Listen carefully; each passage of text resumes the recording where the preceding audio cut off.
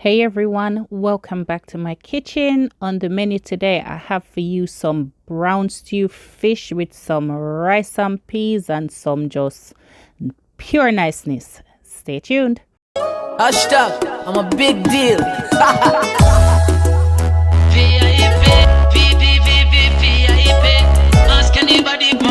I'm a big deal. Very, very, very important. So guys, when I'm making brown stew fish, I like to use a variety of fish because I find that, each fish has its own unique flavor and it just bring everything to the dish and just make it so nice. So here I have a whole croaker, I have a gray mullet, and I have 2 jackfish. And I'm just going to start slicing these up now and get to seasoning. Now you can slice these fish anyhow you want. If you want to remove the heads, you can do that, but I find that when you leave them on, they add so much, they bring so much richness, so much flavor to your dish. So even if you don't want like eating them, you can still leave them in, but just cut them off and just discard them when you finish cooking, if that's not your thing. So all I'm gonna do now is just start to season up my fish before I start frying it. Now I'm using some fish seasoning with a little bit of white pepper and some garlic and a little bit of onion powder. Now I'm just gonna sprinkle each and every one. Now when you've done finished that, it's time to start frying your fish. So in a pan, make sure your oil is hot.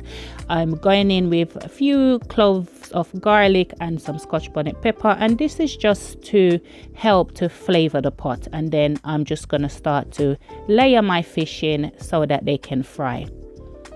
Now it's important that you don't overcrowd your pan because the temperature of your oil will reduce, and then you will have your fish sticking to your pan, which you don't want to do. Now I fried these for about 5 to 6 minutes per side. If you're new to my channel, thank you so much for coming by. If you like what you see, you like my content, go ahead and hit that subscribe button, and please turn on your post notification bell so you know when I upload a new video and you won't miss out. Now after frying my fish, I'm just going to remove them from the pan.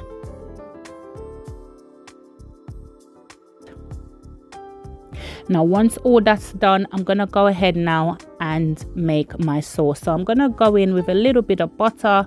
Once the butter is melted, I'm going to go in with all my ground seasonings. So here I have onion, scallion, tomato, carrot, garlic, Scotch bonnet pepper.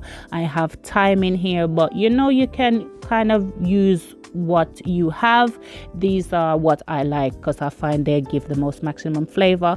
And I'm also gonna go ahead and add about 5 crushed pimento seeds and also some sweet pepper. Now I used the frozen one, but if you're using a fresh one, you can just go ahead and pour them in at the same time as you pour in all your seasoning. Now you want to saute this for about 5 minutes. Then I'm gonna go ahead now and add about a tablespoon of my meat and fish seasoning.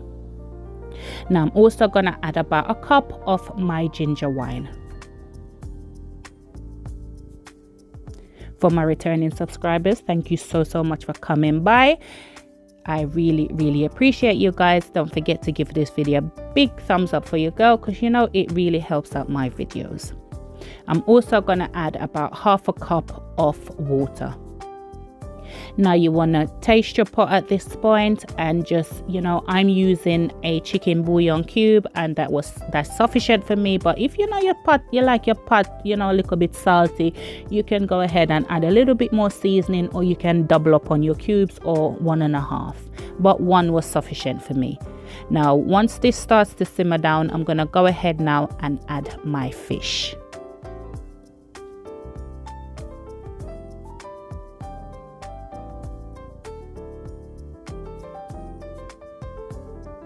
Now once I add my fish, I'm gonna go ahead now and leave this on a low heat for about 10 to 15 minutes, just to all that flavor and that goodness just to just get down in there.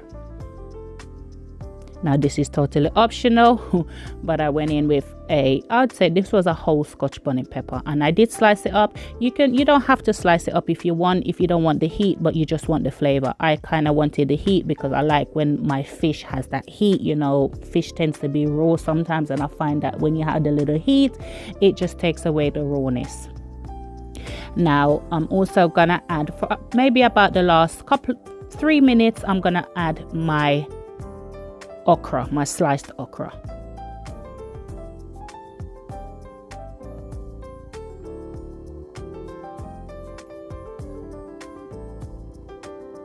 Now depending on how crunchy or soft you want your okra, I cook these for about, I'd say 3 to 5 minutes, but you can go ahead and cook it a little bit longer.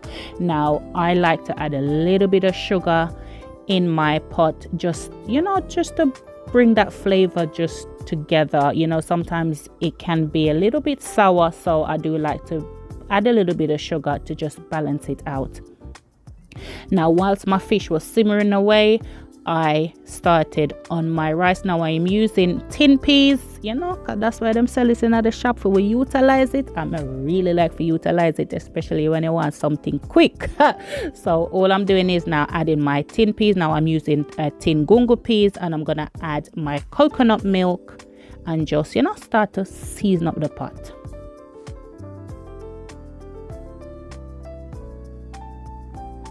Now once I added the coconut cream, you can see this coconut milk was, you know, really thick, so I let that simmer for a bit. Then I went in and add about a cup of water. Now the seasoning that I'm using, as you can see, I've got, you know, a few sprigs of thyme, got a piece of ginger, 2 scallions, spring onions, Scotch bonnet pepper. I went in with about 3 cloves of crushed garlic and about a tablespoon of my all-purpose seasoning. Now I'm just going to give this a good stir and just allow this to come to a nice simmer. I'm also adding in about a tablespoon of coconut oil. You can use butter or whatever you can not use it, but I added in a little bit of coconut oil. Now once this comes to a boil, I'm just gonna go ahead now and add my rice. Now I am using a Thai rice for this dish. Now once the liquid has simmered down a bit, I'm just gonna cover this now and just put it in my oven for about 40 minutes on about gas mark number 5, between 5 and 6. Now once you leave that, you know, just take it out and just start to fluff up that rice. If you find that when you start fluffing up the rice, you find that there's still some bits that's not really cooked, what you can do is just add a little, you know, couple of tablespoons of water in this and just cover it and just put it back in the oven, and it will just, you know, cook perfectly. I love using this method to cook rice. You know, once I found out that, you know, rice can cook this way, listen, it's just the easiest option, and you don't have to keep checking it, and you know, it's you 99.9% guaranteed to have the perfectly cooked rice when you cook it in the oven. See, my rice is done, absolutely perfect. Now it's just time to plate up. And there you have it, guys, my Sunday dinner ready. Stew fish with veggies, rice and peas, and just, yeah, nice and ready to enjoy, to just get down and dirty. Just pass me the shovel, which is a spoon, as my friend would say, and just put me in the corner, make me just sit down and enjoy myself.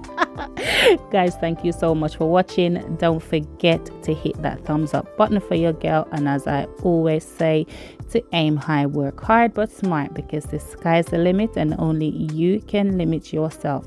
Thanks again for watching, guys. Bye.